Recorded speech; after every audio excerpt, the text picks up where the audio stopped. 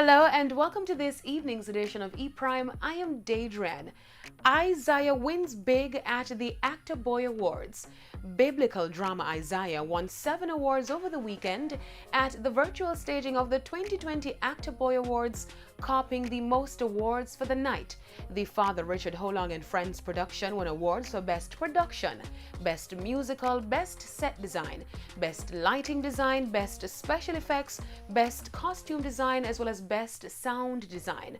Robin Baston, who was awarded for Best Set Design, Best Lighting Design, and Best Special Effects Design, gave a short acceptance speech for the fundraising musical. Thank you on behalf of all the wonderful people and for the band, the music writer, Winton Williams, and getting the sound right, because a musical never is going to be great if it doesn't sound right, to Ryan Essen.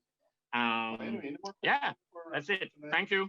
Jambiz Productions also won multiple awards, taking home 5 Actor Boy Awards for Straight Jacket and 1 for Windscreen Posse.